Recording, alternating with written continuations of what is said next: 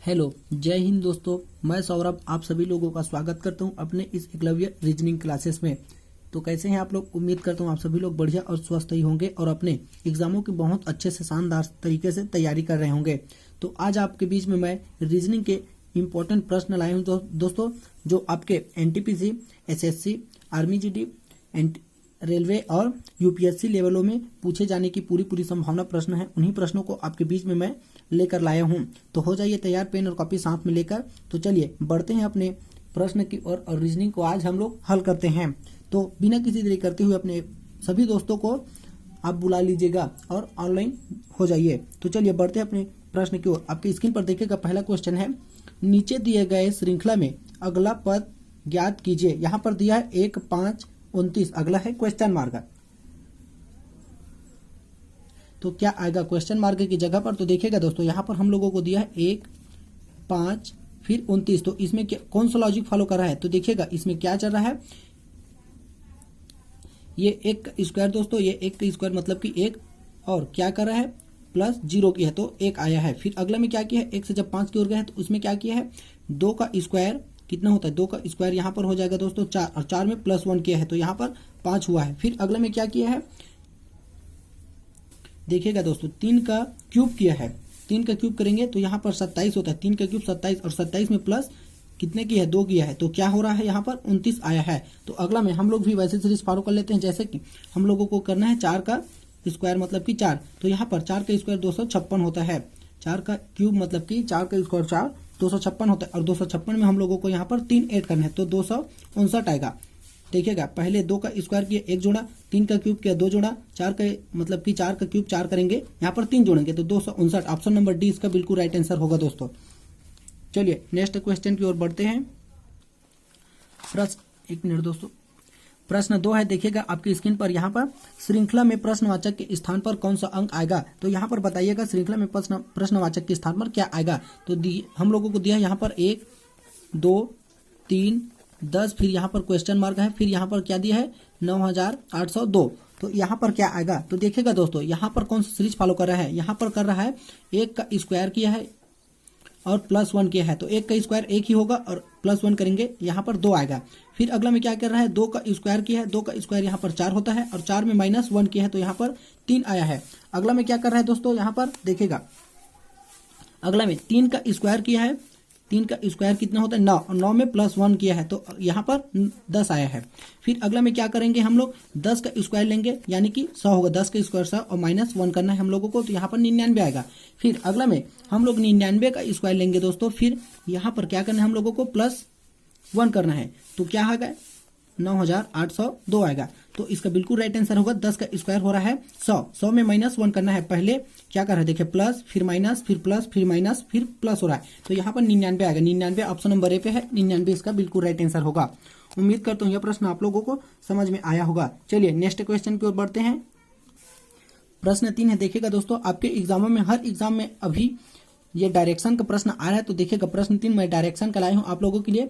राहुल अपने घर से 8 किलोमीटर उत्तर की ओर जाता है, फिर 6 किलोमीटर बाएं चलता है और फिर बाएं मुड़कर 3 किलोमीटर चलता है। राहुल अपने प्रारंभिक बिंदु से किस दिशा में जा रहा है? तो देखिएगा मैं यहाँ पर डायरेक्शन बना देता हूँ, 1 मिनट। ये देखिएगा हाथ में बना रहा हूँ दोस्तों, ये सीधा नहीं बन पा रहा है, उत्तर ये दक्षिण फिर ये पूर्व और ये पश्चिम। तो देखिएगा वो क्या कह रहा है, राहुल अपने घर से 8 किलोमीटर उत्तर की ओर जाता है। तो राहुल कहाँ पर है, यहाँ पर देखिएगा दोस्तों, राहुल अपने घर से 8 किलोमीटर उत्तर की ओर चला गया, ये 8 किलोमीटर उत्तर की ओर गया। फिर उसके बाद क्या कर रहे हैं, 6 किलोमीटर बाएं चलता है, मतलब कि बाएं इसका इस तरफ होगा, 6 किलोमीटर बाएं चला, 6 किलोमीटर बाएं चला। फिर क्या कह रहे हैं देखिएगा दोस्तों, यहाँ पर 6 किलोमीटर बाएं चलता है, फिर बाएं मुड़कर 3 किलोमीटर चलता है, मतलब कि ये इस दिशा में जा रहा है, अब बाएं मुड़ेगा, ये बाएं मुड़ेगा मतलब कि ये नीचे की ओर आएगा, इसका बाएं नीचे की तरफ होगा तो ये 3 किलोमीटर चलता है। तो अब वह प्रारंभिक बिंदु से किस दिशा में है? तो देखिएगा प्रारंभिक बिंदु से इस दिशा में है, मतलब कि वह उत्तर ये दिशा में है, देखिएगा दोस्तों ये दिशा में, तो उत्तर और पश्चिम, उत्तर और पश्चिम। तो देखिएगा ऑप्शन नंबर कौन में है, ऑप्शन नंबर बी पे उत्तर और पश्चिम, वह उत्तर और पश्चिम में है, प्रारंभिक बिंदु से उत्तर और पश्चिम की दिशा में वह स्थित है, मतलब कि चल रहा है दोस्तों। चलिए नेक्स्ट क्वेश्चन की ओर बढ़ते हैं। प्रश्न 4 है, देखिएगा दोस्तों यहाँ पर ये भी डायरेक्शन के लिए हूँ, मैं 2 प्रश्न डायरेक्शन का लिया हूँ। तो देखिएगा यहाँ पर कह रहा है, यदि उत्तर को पूरब कहा जाए, पश्चिम को उत्तर कहा जाए एवं यह प्रक्रिया जारी रहे तो दक्षिण को क्या कहेंगे। तो यहाँ पर डायरेक्शन मैं बनाता हूँ, देखिएगा दोस्तों यहाँ पर ये डायरेक्शन है, तो वह क्या कह रहा है, उत्तर, ये दक्षिण, फिर ये पूरब और ये पश्चिम। तो वो क्या कह रहे हैं प्रश्न में, देखिएगा यदि उत्तर को पूरब कहा जाए मतलब कि यहाँ पर पूरब होगा दोस्तों। उसके बाद कहा जाता है पश्चिम को उत्तर कहा जाता है, ये पश्चिम है मतलब कि इसको क्या कह रहे हैं, उत्तर कह रहा है, ये उत्तर हो गया। उसके बाद क्या कह रहे हैं, यह प्रक्रिया जारी रहे तो दक्षिण को क्या कहेंगे, मतलब कि ये अब नया डायरेक्शन बनाता हूँ, देखिएगा ये पूरब हो गया, तो पूरब के नीचे पूरब के अपोजिट क्या होता है, यहाँ पर पश्चिम होता है, उत्तर के अपोजिट यहाँ पर दक्षिण होता है। तो वो क्या कह रहा है, देखिएगा यही प्रक्रिया जारी रहे तो दक्षिण को क्या कहेंगे, ये दक्षिण है, दक्षिण को क्या कह रहा है, देखिएगा दोस्तों यहाँ पर पश्चिम कह रहा है, दक्षिण को पश्चिम। तो ऑप्शन नंबर इसका ए बिल्कुल राइट आंसर होगा, पश्चिम कह रहा है। चलिए नेक्स्ट क्वेश्चन की ओर बढ़ते हैं। उम्मीद करता हूँ यह प्रश्न आप लोगों को बहुत ही आसानी से समझ में आया होगा। प्रश्न 5 देखिएगा जी, यहाँ पर प्रश्न 5 में मैं लाया हूँ ब्लड रिलेशन का, जो हर एग्जाम में आजकल ब्लड रिलेशन का पूछे जा रहे हैं। तो देखिएगा प्रश्न 5 क्या कहता है, ए बी की बहन है, सी डी का भाई है, यदि डी ए की बहन है तो बी डी से किस प्रकार संबंधित हो। तो यहाँ पर देखिएगा हम लोग जो मेल है मतलब कि जो पुरुष है उसको प्लस से डिवाइड करेंगे पुरुष को, और जो महिला है उसको माइनस से। तो देखिएगा दोस्तों ये क्या कह रहा है, ए बी की बहन है, ये ए है वो बी की बहन है, मतलब कि ये माइनस, ये बहन है बी की, लेकिन बी हमें क्या पता है, कोई भी पता नहीं है बी मतलब कि क्या है। तो ए बी की बहन है। उसके बाद क्या कह रहा है, देखिएगा सी डी का भाई है, तो इसको छोड़ दीजिए, सी का कोई मतलब कि कोई नहीं है। यहाँ पर अगला देखते हैं, डी ए की बहन है, जो डी है वो ए की बहन मतलब कि ये भी बहन है, ये दोनों बहन हो गए, लेकिन अभी तक इसका कोई पता नहीं है। तो उसके बाद क्या कह रहा है, बी डी से किस प्रकार संबंधित, मतलब कि अब इसको देखेंगे, सी डी का भाई है, जो सी है वो डी का भाई, डी का भाई क्या होगा, ये सी आएगा यहाँ पर सी, तो ये अब भाई हो गए, ये भाई है और ये दोनों आपस में बहनें हैं। लेकिन यहाँ पर ये बी है, ये अभी तक पता नहीं है कि ये बहन है या फिर भाई। तो ये क्या कह रहा है, आपस में सभी चारों भाई बहन हो गए, तो सी डी का भाई है। तो अगला में क्या कह रहा है, बी डी से किस प्रकार संबंधित, ये बी है वो डी से किस प्रकार संबंधित, या तो भाई हो सकता है या तो दोस्तों ये बहन भी हो सकता है। तो इसे इनमें से कोई नहीं आएगा, देखिएगा भाई बहन माता इनमें से कोई नहीं आएगा, या तो भाई हो सकता है या फिर बहन। इसको अगर बहन बोला जाए तो ये बहन हो जाएगा, और इसको अगर भाई बोला जाए तो ये भाई हो जाएगा। तो चलिए नेक्स्ट क्वेश्चन की ओर बढ़ते हैं। प्रश्न 6 देखिएगा दोस्तों, यहाँ पर एम डी की बहन है, डी के का भाई है, एफ एम का माता है, तो के का एफ से क्या संबंध है। तो यहाँ पर उसी प्रकार भी हल करेंगे, जैसे कि यहाँ पर पुरुष को भी प्लस में लेंगे और महिला को माइनस में लेंगे। तो यहाँ पर क्या कह रहे हैं, एम डी की बहन है, जो एम है वो डी की बहन है, देखिएगा ये डी उसकी बहन है, एम डी की बहन मतलब कि ये बहन हो गए, मतलब कि ये माइनस है। फिर अगला में क्या कह रहे हैं, डी के का भाई है, जो डी है वो के का भाई है, ये के का भाई है मतलब कि ये भाई होगा, तो ये प्लस में आएगा, डी जो है के का भाई हो गए। उसके बाद क्या कह रहे हैं, एफ एम की माता है, एम की माता कौन है, एफ है, तो यहाँ पर एफ ये माता हो गया, यहाँ पर माइनस का चिन्ह लेते हैं।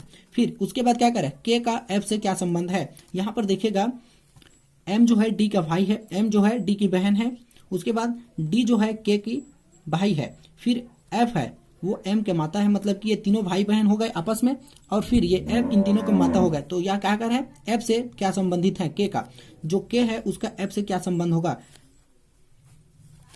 तो यहाँ पर या तो भाई होगा दोस्तों, सॉरी या तो पुत्र होगा या फिर पुत्री होगी ये, क्योंकि यहाँ पर के को न मतलब कि यह महिला भी नहीं है और ये पुरुष भी नहीं है, इसको दर्शाया गया नहीं है, तो ये पुत्र भी हो सकता है और पुत्री भी, मतलब कि ऑप्शन नंबर डी इसका बिल्कुल राइट आंसर हुआ। चलिए नेक्स्ट क्वेश्चन की ओर बढ़ते हैं।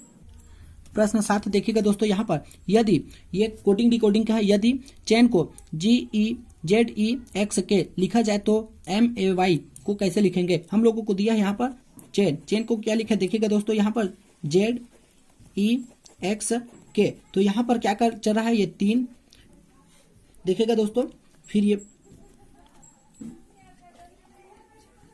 उसके बाद हो जाएगा ये 8, फिर 1, फिर ये 14, उसके बाद ये 26, ये 5 और ये फिर हो जाएगा दोस्तों यहाँ पर के 11 होता है, इसका ये 24 होगा।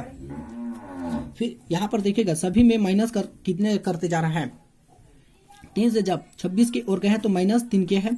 8 से जब 5 की ओर गए -3 के है। 1 से जब 24 की ओर गए -3 के है।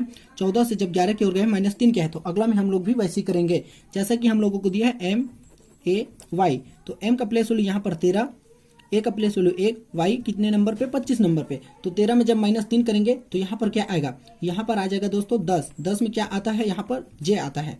1 में -3 करेंगे यहाँ पर मतलब कि 24 आएगा। 24 में क्या आता है, X आता है। Y में मतलब कि 25 में -3 करेंगे तो यहाँ पर क्या आएगा, ये 22 आएगा दोस्तों। 22 में क्या आता है, यहाँ पर V आता है। तो JXV ऑप्शन नंबर किस में है, ऑप्शन नंबर सी पे है JXV, इसका बिल्कुल राइट आंसर होगा। चलिए नेक्स्ट क्वेश्चन की ओर बढ़ते हैं। आज का लास्ट प्रश्न देखिएगा दोस्तों, प्रश्न 8वां कहता है किसी सांकेतिक भाषा में दिल्ली को 25 लिखे हैं, गुजरात को 36 लिखे हैं, तो चेन्नई को क्या लिखेंगे। तो यहाँ पर देखिएगा जो दिल्ली है, दिल्ली को क्या लिखा है, दिल्ली को देखिएगा दोस्तों ये 25 लिखा है। तो 25 कैसे लाया है, ये दिल्ली में कितने वर्ड है, यहाँ पर देखिएगा 1 2 3 4 5, तो ये 5 का स्क्वायर किया है तो 25 लाया है। फिर अगला में क्या किया है, गुजरात है। गुजरात में कितने अक्षर है दोस्तों, देखिएगा गुजरात, तो गुजरात में कितने 1 2 3 4 5 6, तो यहाँ पर 6 है तो 6 का स्क्वायर किया है तो यहाँ पर 36 लाया है। तो अगला में हम लोग भी वैसे करेंगे जैसे कि हम लोगों को दिया है चेन्नई। तो चेन्नई में कितने अक्षर हैं, यहाँ पर काउंट कर लेते हैं। चेन्नई में 1 2 3 4 5 6 7, यहाँ पर 7 है। तो जैसा कि ऑप्शन A और B में क्या कर रहा है, स्क्वायर के है, तो इसमें भी स्क्वायर कर देंगे। 7 का स्क्वायर यहाँ पर 49 होगा। तो 49 किस ऑप्शन में देखिएगा, 49 ऑप्शन नंबर B पे 49 है, इसका बिल्कुल राइट आंसर होगा ऑप्शन नंबर B। उम्मीद करता हूँ मेरा पढ़ाया हुआ आप लोगों को पसंद आया होगा और कमेंट में जरूर बताइएगा दोस्तों मेरा पढ़ाया हुआ आप लोगों को कैसा लगता है। मेरे चैनल को please like share and subscribe करिएगा दोस्तों, ताकि मैं आपके लिए और अच्छा से रीजनिंग की क्लासेस, स्पेशल क्लासेस ला सकूं जो आपके एग्जामों को फाइट करने में बहुत मदद करेगी। तो आई होप मेरा पढ़ाया हुआ आप लोगों को पसंद आया होगा। तो कल की क्लास में फिर मिलेंगे, तब तक के लिए जय हिंद जय भारत। इस जो चैनल में दोस्तों रोज शाम 8 बजे रीजनिंग की क्लास लगते हैं और रोज सुबह 6 बजे करेंट अफेयर लगते हैं। अगर करेंट अफेयर पढ़ना चाहते हैं तो आप लोग अपने दोस्तों को और बुला लीजिएगा।